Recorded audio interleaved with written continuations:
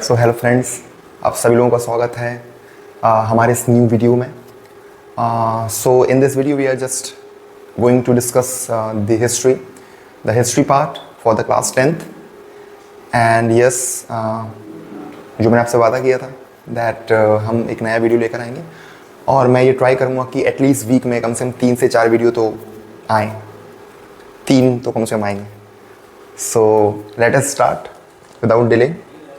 तो आज जो हमारे पास जो चैप्टर है which is the very first chapter of history which is the rise of nationalism in Europe. बच्चों को इस चैप्टर में बड़ी प्रॉब्लम होती है बिकॉज उनको लगता है यार, बिकॉज इसमें जो प्लेसेस हैं या जो नेम्स हैं वो थोड़े से वेग हैं। वेग नहीं है, वैसे आप बोल सकते हैं कि उन प्लेसेस और उन नेम्स से आप ज़्यादा फैमिलियर नहीं हैं, but yes the key is to revision. आप उसको रिवाइज कीजिए, आप उसको जितना ज़्यादा रिवाइज करेंगे वो चीज़ें उतनी ज़्यादा आपके ब्रेन में बैठेंगी। सो चलिए विदाउट एनी डिले शुरू करते हैं।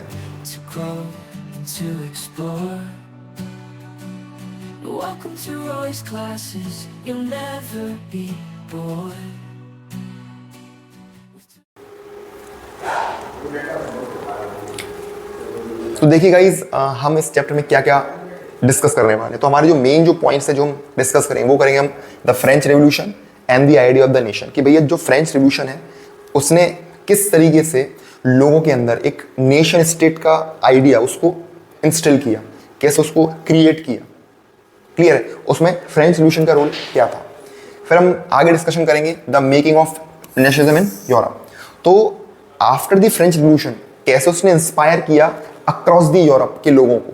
तो यूरोप के लोगों के अंदर वो जो नेशनलिज्म है वो किस तरीके से आया, तो इसके बारे में हम यहाँ डिस्कशन करेंगे।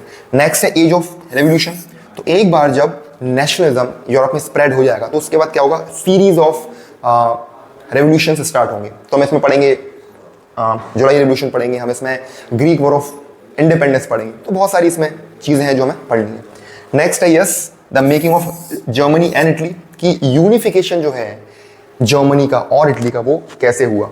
और साथ में यस इसमें एक चीज़ और नहीं लिखी है, वो हम पढ़ेंगे ब्रिटेन। तो आखिर कैसे ब्रिटेन यूनिफाई हुआ, है ना। तो ब्रिटेन का जो यूनिफिकेशन था या ब्रिटेन का जो फॉर्मेशन था आज हम जो जानते हैं, तो वो कैसे हुआ वो भी हम इस सेक्शन में पढ़ेंगे। नेक्स्ट है हमारा विजुअलाइजिंग द नेशन। कि भैया nation, because nation is just a non living thing, it's just a piece of land. तो उसको आप कैसे विजुअलाइज करेंगे, आप उसको कैसे पर्सोनिफाई करेंगे, है ना। तो लोगों के लिए वो काफ़ी ज़रूरी है। तो आखिर वो कैसे किया रोमांटिक आर्टिस्ट ने। नेक्स्ट है हमारा नेशनलिज्म एंड द इंपीरियलिज्म। तो इसमें हम पढ़ेंगे टेंशंस इन दी बाल्कन स्टेट। तो भाई बाल्कन स्टेट में कौन कौन से इश्यूज हुए, है ना। ये काफ़ी इंपॉर्टेंट टॉपिक है और बस यही कुछ टॉपिक्स हैं। हालांकि मैंने केवल मेन जो टॉपिक्स हैं वो उठा के लाया हूँ। तो अभी हम देखते हैं करके। चलिए, अब जैसे ही आप अपनी बुक ओपन करेंगे तो आपको देखेगा ऐसा आपको एक ऐसी पिक्चर देखेगी जो कि वेरी फर्स्ट पेज पर है आपके। और अगर आप देखेंगे इसका जो नेम है वो क्या है, अगर आप उसको ढंग से पढ़ेंगे तो आपको देखेगा उसका नेम है उसका आपको नेम देखेगा the dream of world wide democratic and social Republic. ठीक है। और सबसे पहली चीज़ जो आपको पता होना चाहिए कि ये जो प्रिंट है, ये जो पिक्चर है वो किसने प्रिपेयर किया था, किसने ये बनाया था, किसने वो किया था। तो वो है हमारे Frederick Sorio. So Frederick Sorio was the French painter. तो इस बंदे ने 1848 में ये पिक्चर को बनाया था। तो इस पिक्चर में क्या मैसेज दिया जा रहा है, क्या मैसेज है यहाँ पर, अगर आप इसको ध्यान से पढ़ेंगे। अच्छा, अगर आप इसको ना भी देंगे, अगर आप इसका नेम थोड़ा ध्यान से पढ़ेंगे तब भी आप इसको थोड़ा सा समझ जाएंगे। अब देखिए यहाँ पर तो लिखा हुआ द ड्रीम, एक ख्वाब है, एक सपना है, the dream of world wide. तो सपना है कि दुनिया भर में क्या हो, डेमोक्रेटिक और सोशल रिपब्लिक।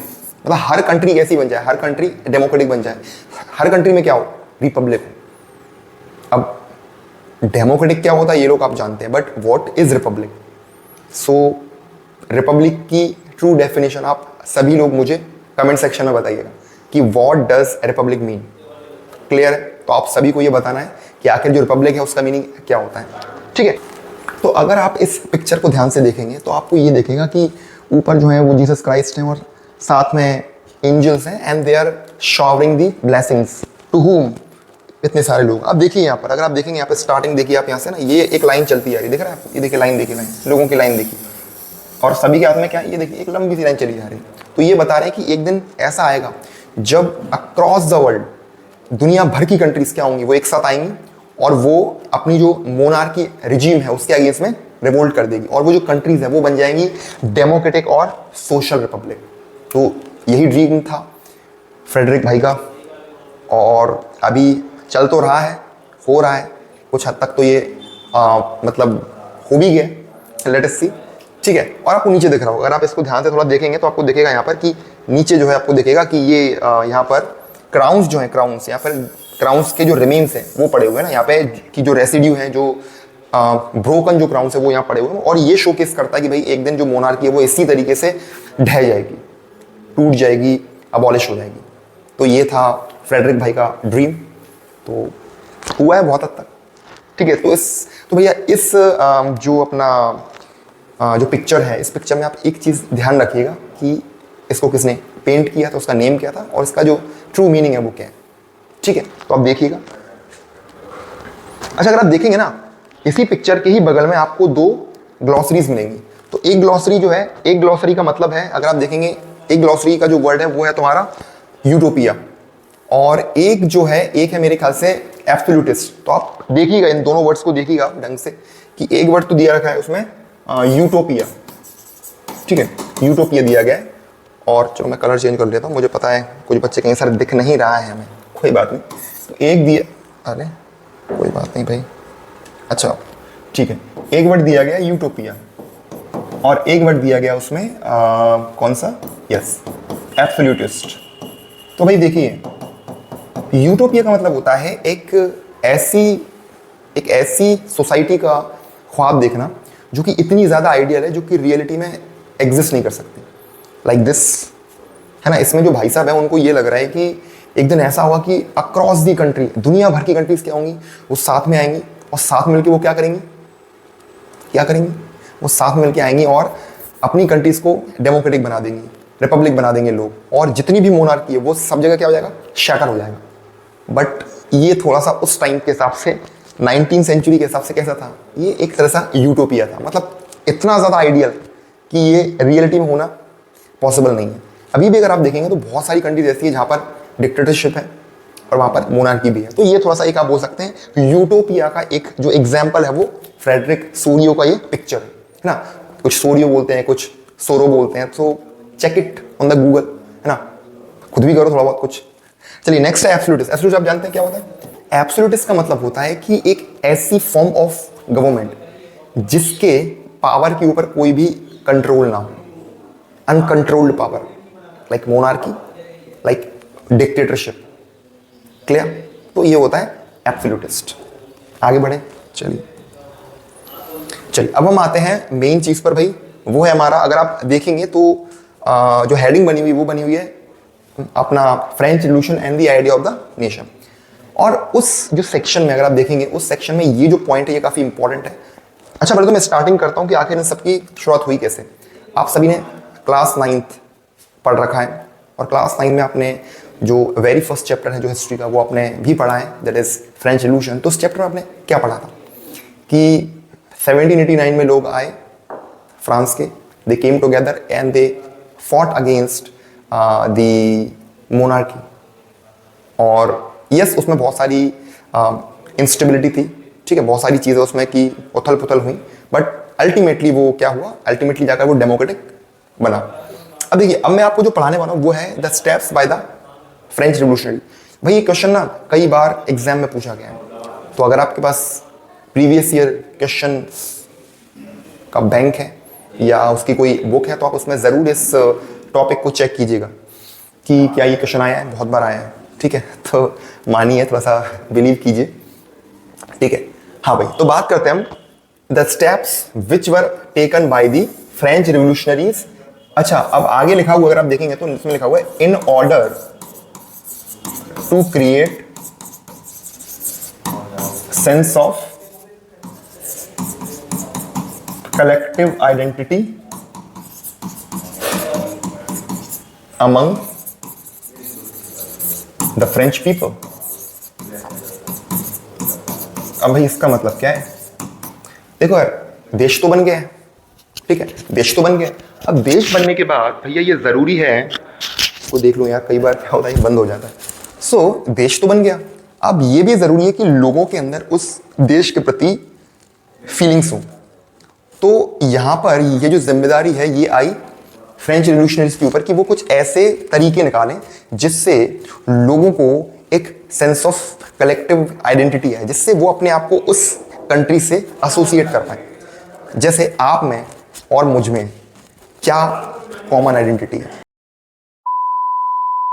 यस, हम ह्यूमन बींग्स हैं, है ना। अब ये वीडियो केवल ह्यूमन बींग्स ही देखेंगे, बट यस, एक और कॉमन आइडेंटिटी है जो हमें आपस में जोड़ती है, वो है देश। We all are Indians.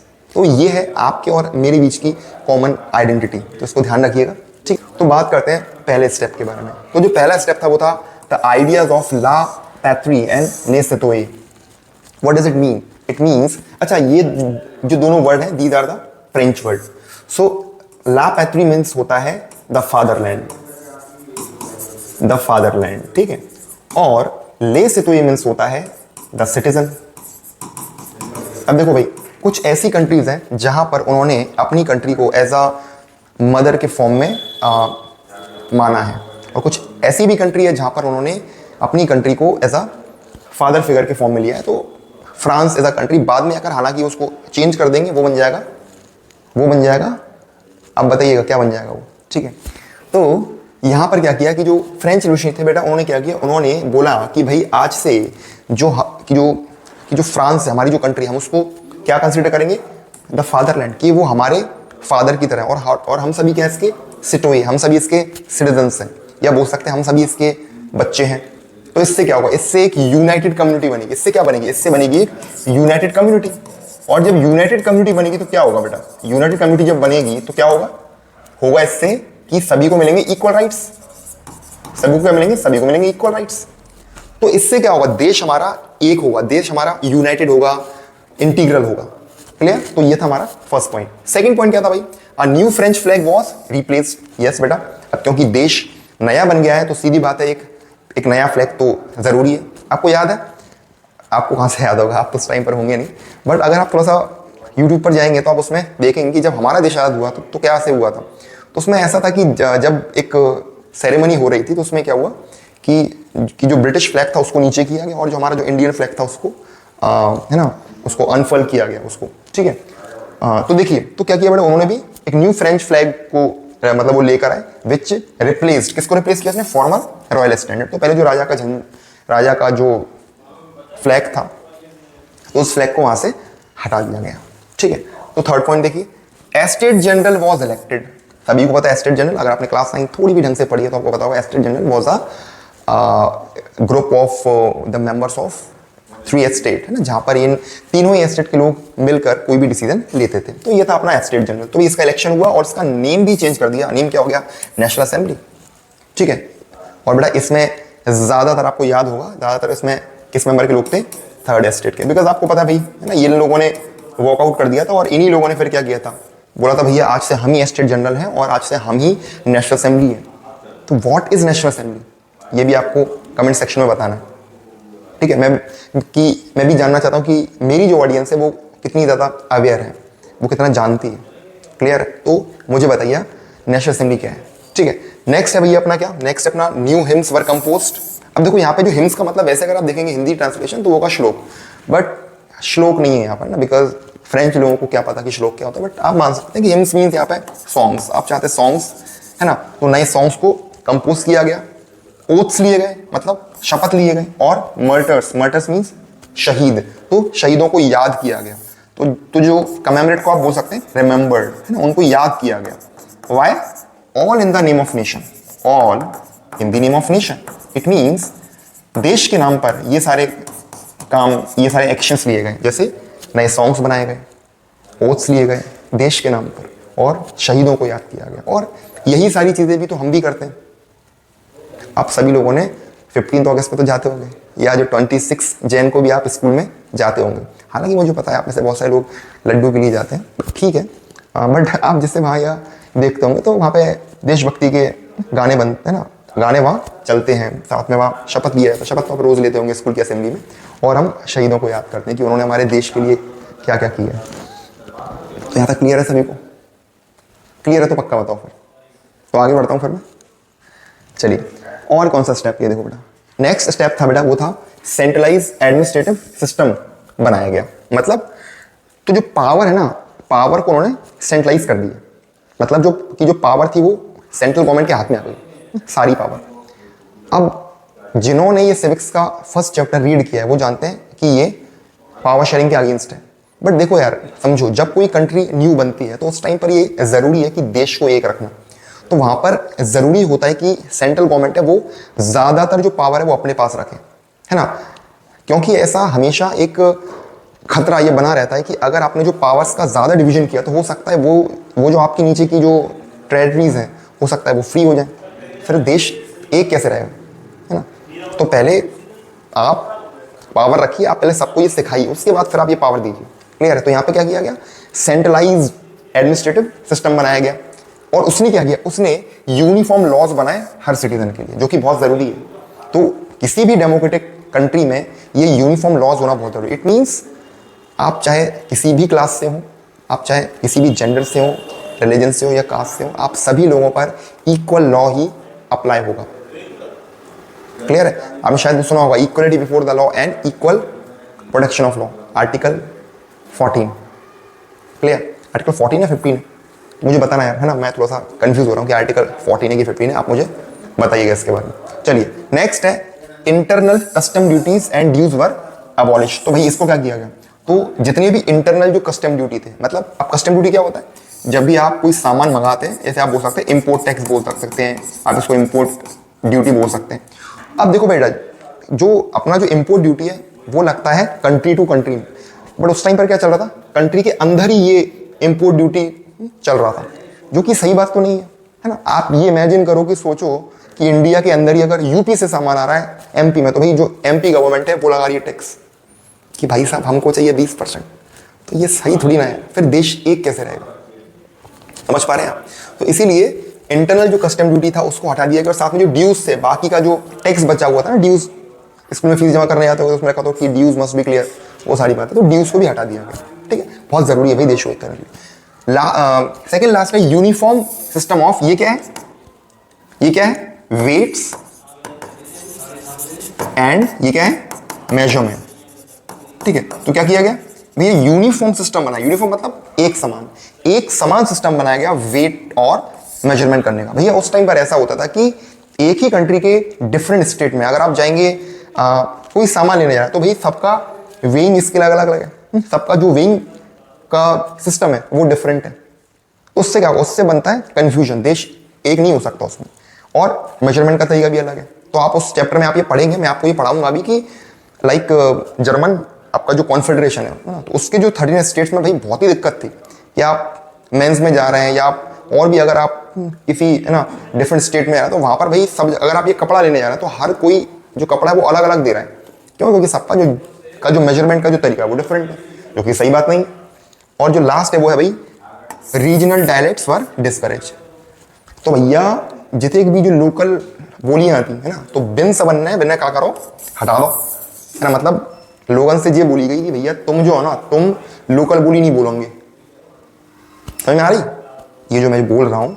तो उनसे ये बोला गया कि आप कोई भी लोकल लैंग्वेज नहीं बोलेंगे, मतलब आपको लोकल जो बोलियां वो नहीं बोलनी। तो क्या बोलना है आपको, बोलना है फ्रेंच, तो फ्रेंच चल जाएगा। क्यों? क्योंकि हमें देश को एक करना है। तो वो चाहते थे कि भैया सभी लोग एक ही भाषा बोलें, और अगर एक ही भाषा बोलेंगे तो क्या होगा, उससे शायद एक यूनिटी आएगी। अब ये कितना सही है और कितना गलत है, ठीक है, अब ये तो सोचने वाली बात है। ठीक है, तो ठीक है, तो ये जो है these all were the steps which were taken by the French revolutionary. तो इसको बिल्कुल ध्यान से आप पढ़िएगा, समझिएगा इसको, आप बार बार इस वीडियो को आप ये रिपीट करके देखिएगा। बहुत ही इंपॉर्टेंट टॉपिक, और ये कई बार ये क्वेश्चन CBSE ने पूछा हुआ, बड़ा ही ये फेवरेट टॉपिक है उनका। ठीक है, तो इसका ध्यान रखिएगा बिल्कुल। चलिए अब हम पढ़ने वाले हैं Napoleonic code.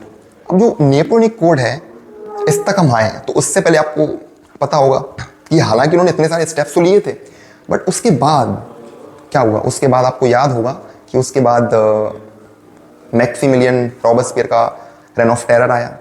Rain of terror के बाद फिर डायरेक्टरी के हाथ में आई पावर, और फिर डायरेक्टरी में से ही एक मेंबर था, उसका नाम था नेपोलियन, जिसने डायरेक्टरी के बाकी मेंबर्स को हटा के उसने दोबारा से मोनार्की को रीस्टैब्लिश कर दिया।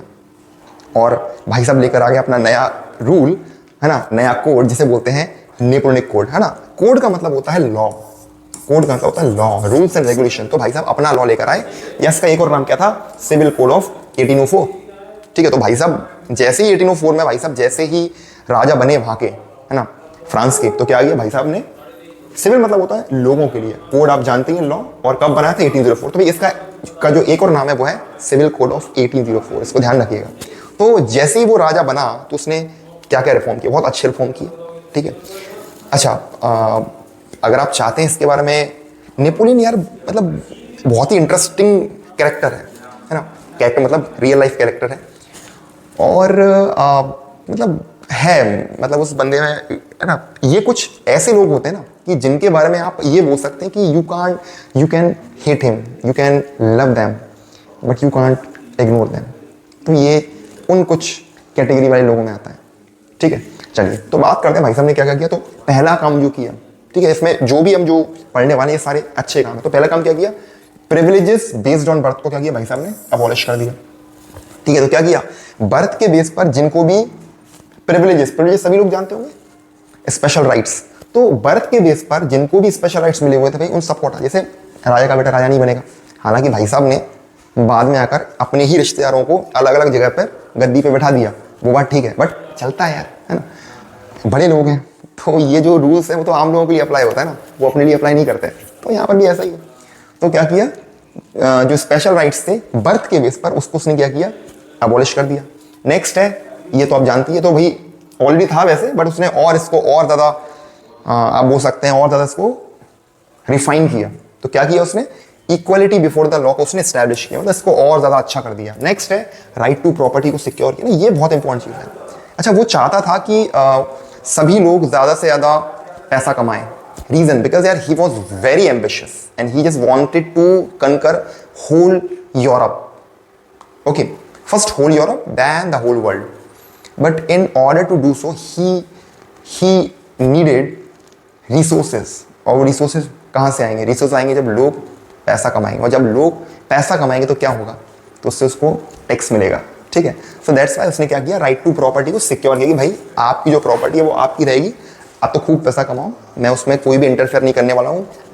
अनलाइक रॉबस्पियर भाई साहब ने प्रॉपर्टी के ऊपर मैक्सिमम सीलिंग लगा दी थी, तो यहाँ ऐसा नहीं है। ठीक है, भाई साहब ने कहा खूब पैसा कमाओ, और उसने क्या किया, एडमिनिस्ट्रेटिव की जो डिवीजन थे उसको कर दिया सिंप्लीफाई, मतलब जो एडमिनिस्ट्रेशन जो है उसके उसने क्या कर दिया, डिवीजन कर दी। जैसे मान के लो भैया ये सेंटर है, यहाँ पर क्या किया उसने, इसको डिवाइड कर दिया पावर को। तो अनलाइक जो हमने जो पहले पढ़ा था steps done by the revolutionary, है ना, फ्रेंच रेवोल्यूशनरी, नेपोलियन ने क्या किया, एडमिनिस्ट्रेशन को डिवीजन कर दिया, उसको और ज़्यादा सिंप्लीफाई कर दिया। तो ये अच्छा काम है।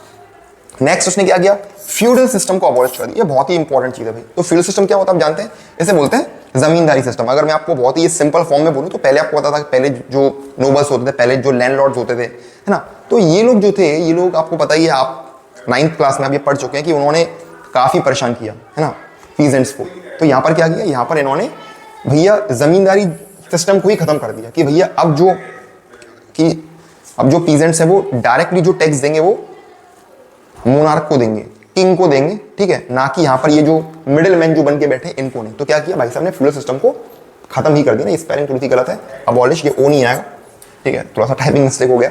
नेक्स्ट है बना freed the peasants from serfdom. तो क्या किया भाई साहब ने जो किसान थे ना, वो किसान जो कि इस फ्यूडल सिस्टम के चक्कर में फंसे हुए थे, जो इसके चंगुल में फंसे हुए थे, इनको इन्होंने फ्री कर दिया। किससे, सर्फडम मतलब गुलामी या स्लेवरी। क्या होता है, स्लेवरी। और भैया ये किनके स्लेव थे, ये स्लेव थे इनके फ्यूड्स के, जमींदारों के। तो भाई साहब ने क्या किया, नेपोलियन भाई साहब ने इन जितने भी पीजेंट्स थे इन सबको आजादी दे दी। किन से, इन फ्यूड से। और मेमोरियल ड्यूज, ये भी क्या होता है, ये भी होता है जमींदारों का जो बकाया जो टैक्स था उन सबसे इनको आजादी दे दी कि भाई साहब ठीक है, अब से आप स्लेव नहीं है, और अब से जो भी आपका जो ड्यू भी था, आपका जो बकाया था, सब माफी है। तो ये तो वही कंडीशन हो गई, है ना। जा सिमरन जा, जी ले अपनी जिंदगी। ओके, नेक्स्ट था गिल्ड रेस्ट्रिक्शंस वर रिमूव। अब भाई गिल्ड क्या बोल रहा, तो ये समझिए भाई, देखो गिल्ड होता है एक टाइप का कार्टेल। अब ये कार्टेल क्या होता है? कार्टेल मतलब होता है भाई, आपने सुना होगा कई बार, वो जो बिजनेसमैन होते हैं वो क्या करते हैं, अपना खुद का ग्रुप बना लेते हैं। ग्रुप क्यों बनाते हैं? वो नहीं चाहते कि नए बिजनेसमैन उस फील्ड में है। शायद ऐसा हो सकता है कि वो जो फील्ड है वो काफ़ी ज़्यादा कॉम्पिटिटिव है, या वो ये नहीं चाहते हैं कि अगर न्यू प्लेयर आएगा तो ऐसा ना हो कि उनका जो बिजनेस है, ऑलरेडी एस्टेब्लिश्ड जो बिजनेस है, वो इंटरप्ट हो। तो उससे बचने के लिए क्या किया इन लोगों ने? उससे बचने के लिए इन्होंने गिल्ड बनाए। अब ये जो गिल्ड था, मतलब ग्रुप ऑफ ट्रेडर था, जो कि रूल्स बनाता था नए बिजनेसमैन के लिए कि भाई अगर आपको इस बिजनेस में आओ तो आपको ये करना पड़ेगा। अच्छा, एक चीज़ और भी थी, अगर कोई मेंबर, अगर कोई न्यू बिजनेसमैन अगर वो गिल्ड का हिस्सा नहीं है तो वो उस पर्टिकुलर फील्ड ऑफ प्रोफेशन में नहीं आ पाएगा, उसको एंट्री नहीं कर देंगे। ये सभी लोग मिलके उस नए बिजनेसमैन को आने ही नहीं देंगे। ठीक है, तो क्या लगा रखा था ये जो गिल्ड थे, इन्होंने क्या कर रखा था? रेस्ट्रिक्ट कर रखा था। किनको? न्यू प्लेयर्स को। और इससे आप बताओ, अगर नए प्लेयर्स नहीं आएंगे तो बिजनेस कैसे बढ़ेगा? और देखो, नए प्लेयर्स आएंगे तो बढ़ेगा कंपटीशन, और जब कंपटीशन बढ़ता है तो क्या होता है? क्वालिटी इंप्रूव होती है, और जब क्वालिटी इंप्रूव होगी तो क्या होगा? बिजनेस ऑटोमेटिकली बढ़ेगा। और वही तो नेपोलियन चाहता था कि ज्यादा से ज्यादा प्रॉपर्टी लोग कमाए। तो क्या किया उसने? गिल्ड ने जो भी रेस्ट्रिक्शंस लगाए हुए थे, उसने क्या किया? उन सबको रिमूव कर दिया। तो उसने कहा भगो यहां से। क्लियर है? अब से नए प्लेयर भी इजीली अपना बिजनेस स्टार्ट कर पाएंगे। Good work. ठीक है, तो एक बार नेपोलियन भाई साहब के लिए thumbs up. Thank you Napoleon भाई साहब, मतलब मेरे लिए तो कुछ नहीं किया, बट हाँ ठीक है यार, बट बड़े काम किए बंदे ने। ये थोड़ा सा उदास है, मतलब आईफोन पे लगा रखा है इनका फोटो, तब भी पता नहीं क्या ही हो गया इनको। ठीक है यार, नेक्स्ट है transport and the communication were improve. तो ये नॉर्मल चीज भैया है ना, तो जो ट्रांसपोर्टेशन अच्छा कर दिया, ठीक है, रोड्स वोड्स बनवाई है ना, वहाँ पे जो व्हीकल्स थे है ना, उनको अच्छा इंप्रूव कर दिया, ये सारे कुछ अच्छे काम किए। अब देखो भाई, अच्छे काम तो किए, बट जो भाई साहब थे ना, वो ये बहुत ही ज़्यादा कि एम्बिशियस थे। तो लोगों ने पहले तो सोचा कि भाई साहब जो है वो हमारे लिए लिबर्टी लेकर आए है ना, और जो फ्रेंच आर्मीज थी वो डिफरेंट कंट्रीज में गई है ना, लाइक वो स्विट्जरलैंड में गई, वो बर्न में गई है ना, और भी जगह गए। तो जब वहाँ पर वो जाते थे ना, तो वो ये बोलते थे कि हम तो आपको आज़ाद कराने आए हैं आपकी मोनार्की से, और हम सभी आपको है ना कुछ नई चीज़ें देना चाहते हैं। अच्छा, जैसे आप देखेंगे उसी पेज पर, आपको देखेगा अगले पेज में, वहाँ पे आपको देखेगा ट्री ऑफ लिबर्टी। तो जो फ्रेंच आर्मी जाती थी वहाँ पर ये ट्री ऑफ लिबर्टी लगा के आते थे है ना, बोले कि आज़ादी का पेड़, कि हम आ गए, अब हम आपको आज़ादी दिलाएंगे। बट बाद में आकर लोगों को ये रियलाइज़ हुआ कि यार कुछ तो गड़बड़ है दया, है ना भाई, ये इतना आसान तो है नहीं, मतलब ये इतना अच्छा तो है नहीं। तो भाई साहब के कुछ हिडन मोटिव्स भी थे है ना, जब वो पूरा नहीं हुआ। और मैंने आपको ये कि पहले ही बता चुका हूँ कि भाई साहब को तो उनका जो मेन मोटिव है कि पूरे यूरोप को उनको कनकर करना है, जीतना है, और उसके लिए भाई साहब फिर कुछ भी करेंगे। तो अब हुआ क्या? अब देखो, तो इन्होंने ये 3 चीजें करी, और यही 3 चीजें जो भी उन्होंने अच्छे काम करे उसके ऊपर ये भारी पड़ गया।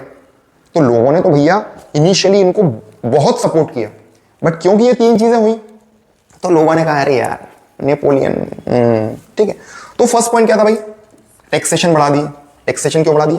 और थोड़े बहुत नहीं, बहुत ज्यादा ना, 50, 60 या 100% तक बढ़ा दिए। क्यों? क्योंकि अगेन आप जानते हो, आर्मी को मेंटेन करना है, न्यू रिक्रूट्स को एंट्री करना है, और उनकी सैलरी देनी है ना, नए arms and ammunition, new arms and ammunition भी खरीदना है। तो वो कहाँ से आएगा? वो पैसे से आएगा। तो टैक्सेशन बढ़ा दी। दूसरा, सेंसरशिप।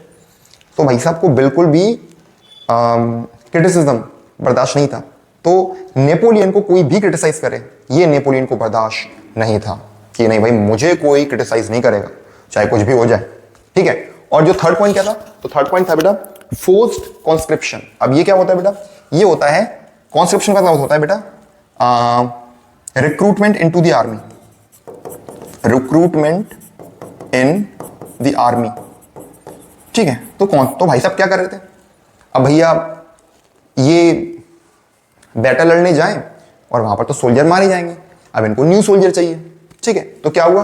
अब लोग नहीं मार रहे तो क्या किया? लोगों को फोर्सफुली रिक्रूट किया जा रहा था आर्मी के अंदर, मतलब लोगों को जबरदस्ती आर्मी में भर्ती करा रहे हैं, है ना। मतलब मैं कभी इस लाइन को जब ये पढ़ता हूं तो बहुत अजीब चीज है कि सोचो यार, कोई गांव में बढ़िया पेड़ के नीचे छांव में बस वो पलंग पे लेटा हुआ है, कोई फिक्र नहीं, बढ़िया अपनी खेती बाड़ी कर रहे हैं। और क्या कर रहे हैं, तभी कुछ सोल्जर आए, खटिया शायद उठा के ले गए।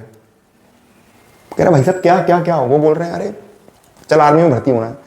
अरे मुझे नहीं होना यार भर्ती, यार मैं बढ़िया से मैं खुश हूँ। अरे ऐसे कैसे नहीं होना, चल चल चल, तेरे मरने का टाइम आ गया।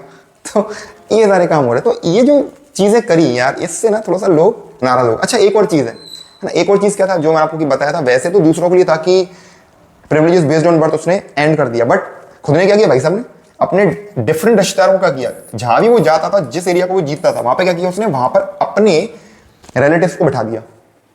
ठीक है, तो शायद एक वर्ड भी आपने सुना होगा ना, नेपोटिज्म। अब पता नहीं नेपोटिज्म शायद इसी से रिलेटेड होगा, शायद मुझे लगता है ऐसा। बाकी आप चेक करके बताना मुझे, ठीक है। आजकल तो आपके पास बहुत सारे सोर्सेज हैं चेक करने का कि है ना, तो आप ये पता करके बताइएगा मुझे कमेंट सेक्शन में कि क्या नेपोटिज्म नेपोलियन से जुड़ा हुआ है, कि उसने ऐसी ये हरकत करी थी अपने जो भी हैं, आप समझ गए होंगे। ठीक है, तो ऐसा है कि नहीं है, तो आप मुझे बताइएगा जरूर। ठीक है, सर्च कीजिएगा, आपकी नॉलेज बढ़ेगी और आप मेरी भी नॉलेज बढ़ाइएगा। ठीक है, ओके गाइस, तो अब हम आते हैं अपने नेक्स्ट सेक्शन पर, which is the making of nationalism in Europe. Got it. और उसमें हम जो पढ़ने वाले हैं वो पढ़ने वाले हैं the aristocracy and the new middle class. कि भाई ये जो एरिस्टोक्रेसी थी, और इसके साथ में हम एक और पढ़ेंगे पीजेंट्स। तो इनके बीच में जो कुछ भी हुआ, जो कुछ भी इनके बीच में क्लास डिवीजन चल रहा था, तो उसकी वजह से कैसे राइज होता है न्यू मिडिल क्लास का। और आपको अगर याद हो अगेन क्लास 9 में, तो आपने उसमें देखा होगा कि ज्यादातर रेवोल्यूशंस को लीड किसने किया है, किसने लीड किया है, लीड किया है मिडिल क्लास ने। क्लियर है ये बारी बात, तो देखेंगे। तो चलिए भाई, तो सबसे पहले हम बात करते हैं एरिस्टोक्रेसी। अभी होते कौन है देखो यार, तो भाई एरिस्टोक्रेसी को अगर आप देखेंगे इसका अगर प्योर हिंदी ट्रांसलेशन, तो आपको एक वर्ड मिलेगा, उसके लिए वर्ड है कुलीन वर्ग, है ना। बड़ा ही खतरनाक वर्ड है, खतरनाक नहीं वैसे, है ना। कुलीन वर्ग का मतलब ये होता है जो किसी एक पर्टिकुलर रेस्पेक्टेड फैमिली से आते हो, है ना, जिनका जो क्लास है वो उस सोसाइटी में मतलब बहुत ही ऊंचा हो, तो उन्हें हम बोलते हैं एरिस्टोक्रेट। और ज्यादातर पता है ये लोग होते थे, ये लोग ज्यादातर रिच लोग होते थे। जैसे आप बोल सकते हैं रिच पीपल, है ना, नोबिलिटी भी इसमें आएगी। तो कि जो नोबल्स हैं, है ना, या जो बड़े बड़े की जो बिजनेसमैन है, वो भी किस में आएंगे, एरिस्टोक्रेसी में आएंगे। ठीक है, और देख रहे हो देखो उनका, है ना, पता नहीं क्या ही पेन कैसे, ठीक है यार, उनका कुछ होगा, कोई दिक्कत नहीं। ठीक है, तो भाई अब ये जो एरिस्टोक्रेसी है, तो इनके जो फीचर्स क्या कहते हैं, ठीक है, तो इनके जो एक्शंस थे, तो उसके बेसिस पर हम इनको देखिए। तो देखो भाई, सो they were dominant class. Dominant मतलब पूरे यूरोप जो था, पूरे यूरोप में भाई इन्हीं का डोमिनेंस चलता था, मतलब इनका दबदबा था। सीधी बात है यार, पैसे वाले हैं ज्यादा, इनको मतलब ये ज्यादा ये रिकॉग्नाइज्ड हैं, तो सीधी बात है यार कि इनकी डोमिनेंस उस उस कॉन्टिनेंट में चलती हुई। So they were the dominant class in the in the continent, sorry, है ना, Europe, as far as the Europe is concern. But हालांकि बेटा का नंबर कम था। अब ये भी ऑब्वियस चीज है कि भाई जो अमीर लोग होते हैं, कि जो एरिस्टोक्रेट होते हैं, जो हाई क्लास लोग होते हैं, वो हमेशा किसी भी सोसाइटी में कम नंबर में ही होते हैं, तो ये भी कम नंबर में थे। नेक्स्ट है they are united by a common way of life. मतलब ये सभी लोग क्या थे, आपस में यूनाइटेड थे। क्यों? क्योंकि सभी का जीवन जीने का जो तरीका था वो एक था, है ना। और आप देखेंगे ज्यादातर जो अमीर होते हैं भाई, उनमें ज्यादा डाइवर्सिटी नहीं होती है ना, उनका जो रहन सहन है, उनका जो खाना पीना है ना, उनका जो तहजीब है, वो लगभग एक जैसी होती है। ठीक है, अब शायद मैं रॉन्ग हो रहा हूं, बट आई थिंक, मतलब ये हम बात कर रहे हैं उस टाइप, है ना, ये हम बात कर रहे हैं 19 दौर के, 18 सेंचुरी जो यूरोप है उसकी बात कर रहे हैं। तो उनको, अच्छा, उनके ऊपर भी एक ये प्रेशर होता होगा कि yes we are a aristocrat, so we should live like this, है ना, we should behave in a certain way, कि ये एक तरीका है जिसके थ्रू कोई भी जो अमीर है या कोई भी कुलीन वर्ग है वो बिहेव करता है, तो हमें वैसा बिहेव करना है। सो दैट्स व्हाई वो सभी एक कॉमन वे ऑफ लाइफ को परस्यू करते थे। नेक्स्ट है दे स्पोक फ्रेंच। ठीक है, तो भैया, तो जैसे आजकल जो दबदबा इंग्लिश का है, उस टाइम पर यूरोप में वो दबदबा हुआ करता था फ्रेंच का। तो ये सभी लोग क्या बोलते थे, फ्रेंच बोलते थे। किसके लिए? डिप्लोमेसी, मतलब अगर है ना आपस में इनको अपनी बातें मनवानी है, या मान कर चलिए कि हाई क्लास मीटिंग्स हो रही हैं, ठीक है, कभी ये गवर्नमेंट के रिप्रेजेंटेटिव के साथ बैठे हुए, तो वहां पर ये क्या बोलते थे, फ्रेंच बोलते थे।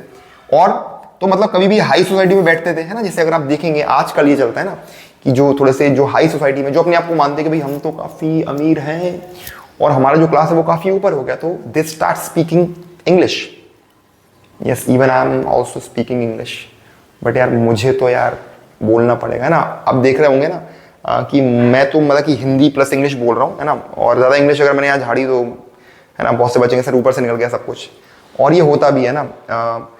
जब मैंने स्टार्टिंग करी थी मैंने अपनी ऑफलाइन क्लासेस की, so at that time I used to speak in English only. सीखी मैंने obviously. So the children, the students, है ना, उन्होंने बार बार वो शिकायत करी कि सर, है ना, we are not getting anything sir, all the things are going above our head, so please sir. ठीक है भाई, ठीक है, नहीं, और वो ठीक भी है। देखो यार, मतलब मैं ये मानता हूं कि कम्युनिकेशन तब होती है जब आप अपनी बात को सामने वाले को समझा पा रहे हैं। कोई फर्क नहीं पड़ता आपकी भाषा क्या है ना, आप किस भाषा में बात कर रहे हैं। अगर दिल की बात अगर दिल तक जा रही है तो ये काफी है।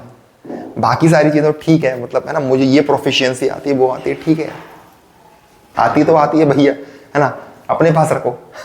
तो नेक्स्ट है भैया, वो बोलते थे क्या, फ्रेंच बोलते थे। फ्रेंच किसके लिए, डिप्लोमेसी के लिए, ठीक है। तो कभी भी, है ना, गवर्नमेंट के ऑफिशियल्स हैं या उनको कोई नेगोशिएशन करना है तो उसमें बोलते थे, प्लस हाई सोसाइटी में बोलते थे, है ना। कभी भी उनकी जो हाई सोसाइटी की जो मीटिंग्स हैं तो उसमें जाकर भी वो फ्रेंच बोलते थे। तीसरा लास्ट क्या बेटा, उनकी फैमिलीज बेटा आपस में क्या थी, कनेक्टेड थे ना, अक्सर लिखा हुआ है। तो they were often connected by the ties of marriages. तो भैया शादी के बंधन में वो बंध जाते थे। ये तो अभी भी होता है कि अमीर घरों में शादियां अमीर घरों में ही होती हैं, तो अमीर घरों की शादी अमीर घरों में होती है, मूवीज की तरह नहीं है ना, लाइक द बॉलीवुड मूवीज की।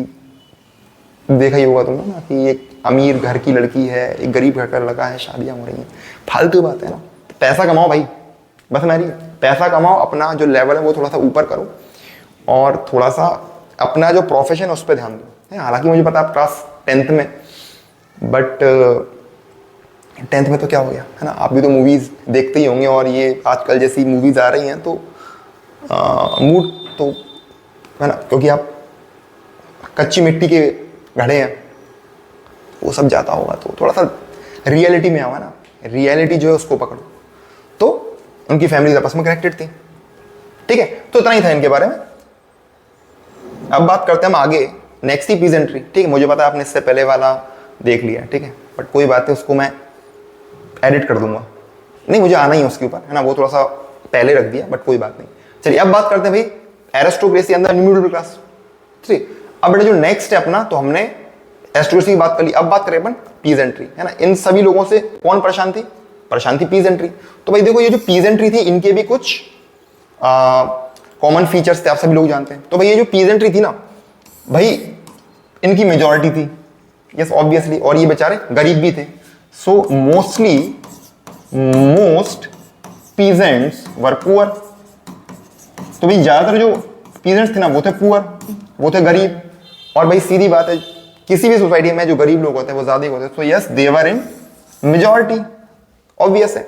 अच्छा, ज्यादातर जो किसान थे ना वो बेटा टेनेंट्स थे, मतलब वो किराए से खेती करते थे। किनके पास, ये जो लैंडलॉर्ड्स हैं ना, ये जो एरिस्टोक्रेटिक, ये जो लैंडेड एरिस्टोक्रेसी है, ठीक है, इनके पास जितनी सारी जमीनें हैं तो इनके ऊपर खेती कौन करते थे, यही बेचारे जो पीजेंट्स। तो कभी कभी ये किराए से खेती करते थे, है ना, कभी कभी नहीं, मोस्ट ऑफ द टाइम। और बहुत सारे क्या थे, स्मॉल ओनर्स भी थे कि जिनके पास जमीनों तो थी बट वो काफी कम थी, बहुत ही कम थी।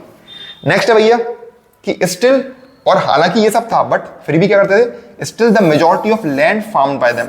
मतलब जितनी भी जमीनें थी उनके ऊपर एक्चुअल में फार्मिंग कौन करते थे, यही लोग करते। मतलब अगर इनके पास जमीन है तो ये करेंगे अपनी जमीन पर, और अगर जमीन नहीं भी है तो एरिस्टोक्रेट जो है या जो नोबिलिटी है या जो चर्च है, इनके पास जो जमीन है तो इसके ऊपर भी फार्मिंग कौन करेंगे, यही पीजेंट्स करेंगे।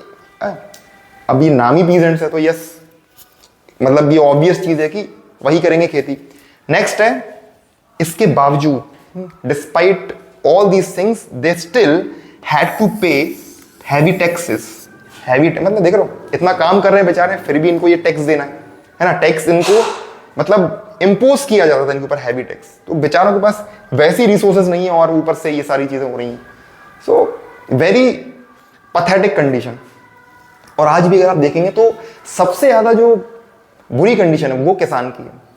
अब उसके पीछे रीज़न यस नेचुरल फैक्टर्स हैं, गवर्नमेंट भी अपनी तरफ से बहुत अच्छी स्कीम लेकर आ रही है, तो या तो अवेयरनेस नहीं है या फिर वो मॉडर्न डे जो प्रैक्टिस है उसके साथ वो अलाइन नहीं हो रहे हैं। तो आजकल काफ़ी रिस्की बिजनेस हो गया है ना, बिकॉज मैं तो खुद एक गांव वाले इलाके में रहता हूँ ना, so I live in a Dabra town. वहाँ पर जो मतलब वो जो एरिया है वहाँ पर लगभग सभी लोग एक्चुअल में गांव से जुड़े हुए हैं। तो मैं जानता हूँ, और मैं खुद गांव रहा हूँ ना, मैं खुद गांव से रहा हूँ, 12 साल रहा हूँ मैं गांव में, तो मैं जानता हूँ कि गांव की जो कंडीशन है, गांव का जो चीज़ है वो अभी का पता नहीं, अभी का मुझे मतलब उतना आइडिया नहीं आता था कि क्या है।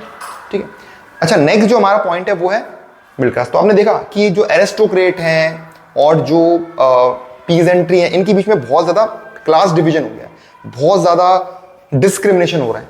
तो यहाँ पर क्या हुआ, इन सब को देखते हुए क्या आता है, एक नया मिडिल क्लास। तो मिडिल क्लास आत्माराम सुखनम भिड़े, यार तो जानते हैं इनके बारे में, ठीक है। तो ना, तो मैं सोच रहा था क्या फोटो लगाऊं, तो जैसे मिडिल क्लास का की नाम आया तो मुझे इनका जो फोटो है, इनका है ना, तो इनका जो फोटो है वो मेरे के दिमाग में आया कि भाई इनका लगाना चाहिए। ठीक है, ये एक्चुअली में ना मतलब वो जो बनाया है इस शो की जो टीम ने जो कास्टिंग करी है इनका, बहुत शानदार करी है ना ये, मतलब ये लगते भी हैं उसी तरह से ना, मतलब सारी चीज़ें बहुत अच्छा ही किरदार निभाया इन्होंने। ठीक है, तो अभी जो मिडिल क्लास है कब आया, देखो आपको पता होगा कि जब यूरोप में इंडस्ट्रियलाइजेशन आया, जब यूरोप में स्पेशली इंग्लैंड में जब इंडस्ट्रियल रिवोल्यूशन हुआ तो क्या हुआ, बहुत सारी फैक्ट्रीज लगनी शुरू हुई। तो जब इन फैक्ट्री में लोग काम करने के लिए आए तो भाई उनको वहां पे रहना भी पड़ेगा। क्यों रहना पड़ेगा, क्योंकि भाई ये लोग आए थे बहुत दूर से। अब जब ये लोग यहाँ पर ये रहेंगे तो क्या हुआ, धीरे धीरे करके उन्हीं फैक्ट्रीज के बगल में क्या हुआ, कुछ टाउन्स डेवलप होने लगे। और हुआ जो टाउन्स है और जो फैक्ट्रीज है वो दोनों एक दूसरे को कॉम्प्लीमेंट करने लगे। मतलब टाउन्स बढ़ रहे हैं, फिर फैक्ट्री बढ़ रही है, और फैक्ट्री बढ़ तो टाउन्स बढ़ रहे हैं। ठीक है, और क्या हुआ, वहीं से मिडिल क्लास का राइज होता है। अब भैया कौन थे मिडिल क्लास में, तो आप देखिए, तो भैया middle class consist a working class population. तो जो फैक्ट्री में या कोई ये प्रोफेशन परस्यू करते थे तो देवर वर्किंग क्लास पॉपुलेशन। अच्छा, इसमें कौन कौन लोग थे, तो ये इंडस्ट्रियलिस्ट थे कि जो है ना, जो न्यू इंडस्ट्री में आए थे, बिजनेसमैन थे, और प्रोफेशनल यू जानते हो है ना, teachers, doctors, lawyers, administrative officers and all. तो ये सभी किस में आते हैं, मिडिल क्लास में आते हैं।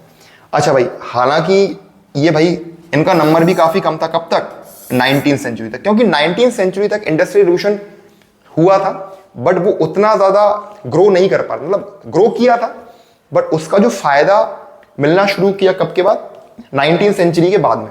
तो उसके बाद क्या हुआ कि जो मिडिल क्लास का नंबर था वो एकदम से बढ़ गया।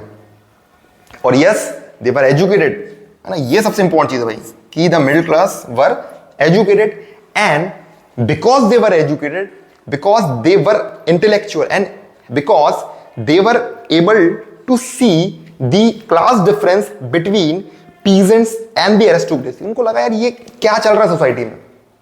ठीक है, तो उसमें क्या किया, तो भाई ये चाहते थे क्या, अबॉलिशन ऑफ एरिस्टोक्रेटिक प्रिविलेजेस, कि भाई ये जो एरिस्टोक्रेट्स हैं इनके पास जो स्पेशल राइट्स हैं, है ना, कि ये टैक्स भी वसूल रहे हैं, है ना, इन्होंने दूसरों की संपत्तियां की हड़प के ना, क्योंकि हो सकता है इनके कि जो फॉर फादर्स इन्होंने की संपत्ति हड़प के, इन्होंने एक जमीन और बोला आज से संपत्ति हमारी है, तो उसका ये फायदा उठा रही है, तो गलत बात है भाई, है ना। तो उन्होंने बोला कि भाई जो एरिस्टोक्रेटिक स्पेशल राइट्स हैं उन सबको अबॉलिश किया जाए। क्लियर है वाली बात।